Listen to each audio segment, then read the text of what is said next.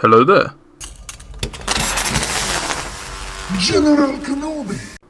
Hello everyone and welcome back to the channel. Today I'm bringing you the ultimate Obi-Wan Kenobi star card guide for Star Wars Battlefront 2. I'm a max level Obi-Wan Kenobi player, so every setup you'll see today comes from a hands-on experience, not guesswork.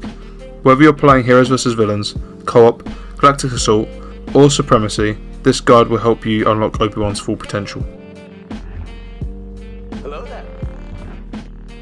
In Heroes vs Villains, Obi-Wan's defensive mastery and stamina management give him an edge in duels and team fights.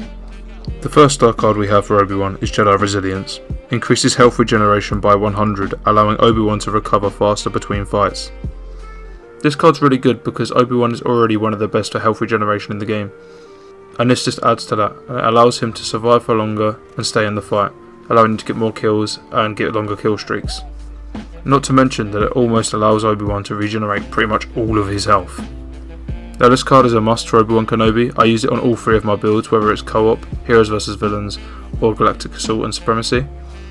Next up we have Quickened Focus. Reduces the charge up time of all out push by 0.5 seconds, letting you catch enemies off guard before they can react. Now this card is actually really good. 0.5 seconds does not sound like a lot, but trust me, it is. It makes a massive difference. The amount of times you'll catch enemies off guard because they just don't have time to react, or they're just not expecting the push to go so quickly, because typically it takes quite a while to charge up. You'll find yourself getting more kills and ledging people a little bit better with this card on. Not to mention it's now really good at getting people away from you if you need to just recover some health. Next up we have Forward. Increases defensive rush damage by 40, making it a reliable offensive tool in close duels and skirmishes. This will allow you to do that bit of extra damage with defensive rush, which is actually pretty damn good. Playing Obi-Wan offensively is actually a really good thing to do, because there's decent damage output, really good stamina for defensive capabilities, so especially paired with a decent star card like Forward. Now Forward can be quite good in situations where you're outnumbered because you can damage multiple enemies with it. So doing that extra bit of damage can help you in, 2v1 situations, 3v1 situations. You can also use it just to get away from your enemy, but typically what I would do is I'd use Forward and then sort of run around them in sort of a circle to get maximum damage. Now we do have a bonus star card for Obi-Wan Kenobi, and that is Safeguard. After you block 5 blaster bolts, 2 abilities or lightsaber strikes, you gain a permanent of 2% stamina cost reduction. This stacks up to a massive 40% total, giving Obi-Wan more staying power than almost any other hero. This is far better than Perfect Defense, which only boosts block stamina, as where this actually will boost your attack stamina and your block stamina. Now if you do want to use Safeguard instead, I would probably swap this for either Forward or Quickened Focus. Personally I prefer the other two cards, but it's whether you struggle to survive or not. Now let's move on to the Co-op star cards. You'll move. In Co-op, Obi-Wan can control entire waves of AI and elite enemies with the right card setup. The first card we're going to be using is Jedi Resilience once again. The plus 100 health regen is crucial when fighting non-stop waves of enemies. Like I said before, this is Obi-Wan's best star card. The ability to regen 100 more health is absolutely crazy because Obi-Wan already has the best health regeneration in the game. This pretty much allows you to regenerate most of, if not all of your health, which will allow you to go on longer kill streaks, as you won't have to recover so much between fights. And it will allow you to survive longer in game modes like Co-op when you're getting overwhelmed by enemies. Next up we have Forward. Boosts defensive rush damage by 40, helping you clear through grouped AI enemies with ease. In Co-op you pretty much want any star card on that's going to increase your damage. Now this extra 40 damage should allow you to kill most AI with one hit of the defensive rush, so there'll be no need to clean them up with a saber swing or two. This is perfect for tight corridor maps like Jabba's Palace or Kamino. You can eliminate a whole group of enemies as they're running out of their spawn or rushing towards one of your objectives, by just activating defensive rush and simply running towards them. Next up we have Give It All.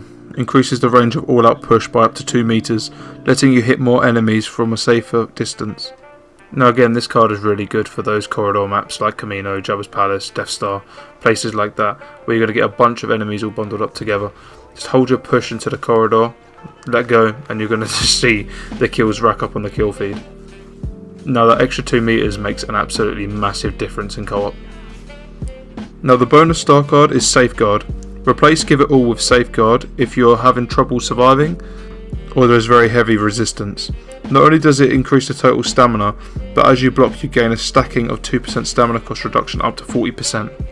This doesn't just increase your defensive stamina, it also increases your offensive stamina, so you can go on big kill streaks and your stamina shouldn't run out too easily.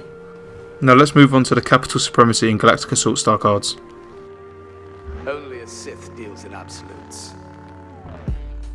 In large scale modes like Capital Supremacy and Galactic Assault, Obi-Wan needs durability, stamina, control and impact. Now remember when I said Jedi Resilience was one of his best cards? Well yeah, it's back. Jedi Resilience adds 100 HP to your health regeneration and helps you keep going through constant engagements. Like I said before, this basically just allows Obi-Wan to regenerate most of, if not all of his health. This is a really good card for keeping you in the fight, and it basically allows Obi-Wan to have the best health regeneration in the game. Next up is Safeguard. Boosts both attack and block stamina and builds a permanent stamina cost reduction.